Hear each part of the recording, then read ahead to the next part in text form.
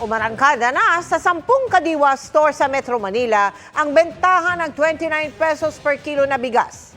Pero hindi po para sa lahat yan dahil pwede lang daw ito bilhin ng piling sektor. Panawagan tuloy ng ilang grupo, sana all. Nakatutok si Maki Pulido. Sa mahal ng bigas, kalahating kilo na lang ang kinakayang bilhin ng single mother na si Chris bawat araw.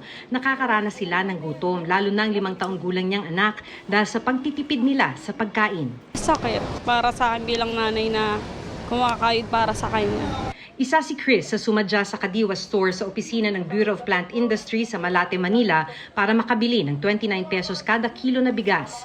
Maliban dito, may 9 na iba pang Kadiwa stores ang binuksan sa Metro Manila para magbenta ng murang bigas mula ngayon hanggang Linggo. Para lamang ito sa mga senior citizen, PWD, single mother at 4-piece. Bago makabili, magre-rehistro muna at ipapakita ang ID. I-input ang mga pangalan na ito sa computer para raw simula bukas, pagkapresenta ng ID sa registration desk, alam na kung sino na ang nakabili. Pwede ba silang umulit? Of course, we want to serve as many people as possible. So kung uulit na sila, syempre kung sa next day bibili na naman sila, unahin muna natin yung mga hindi pa nakakabili and then we'll give them the chance to buy. Sa 29 pesos kada kilo, subsidized o sagot ng gobyerno ang 9 pesos dito. Sabi ng DA, target nilang makabenta ng 20 pesos na bigas pero sa ngayon hindi pa ito kakayanin. Inuubos lang sa ngayon ang 9,000 metric tons na lumang stock ng National Food Authority. Pag ubos na, balak mag-angkat o bumili sa local market ng Department of Agriculture para ituloy ang pagbebenta nila ng murang bigas sa nasa 200 Kadiwa stores sa buong bansa. Gagawin na ring 10 kilo ang pwedeng bilhin ng kada benepisyaryo.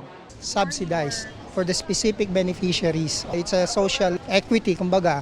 No, binibigyan natin ng kakayahan yung mga nasa vulnerable sector na makabili ng mura. 25% yung effect ng bigas doon sa overall inflation basket. Kaya magkakaroon ito talaga ng impact. Maputi at malaki ang butil ng 29 pesos per kilo rice. Para walang duda sa kalidad, nagsaing pa sa Kadiwa store sa Manila at kinain ito ng ilang opisyal ng DA. Ang problema, sabi ng Ibon Foundation, iilan lang ang nakikinabang sa ibinebentang murang produkto sa mga Kadiwa stores. Sa halip daw na ganitong mga short-term na solusyon, dapat alalayan ng mga tamang pulisiya at programa ang sektor ng agrikultura para magkaroon ng sapat at murang bigas para sa lahat. Ang tanong palagi sa Kadiwa stores, ilan ba nakikinabang dyan? Naalala ko dun sa huling official report para sa buong taon, nasa about 1 at most 1.2 million lamang yung naging beneficiary ng Kadiwa stores. Buti kung gano'n lang kakonti ang Pilipino.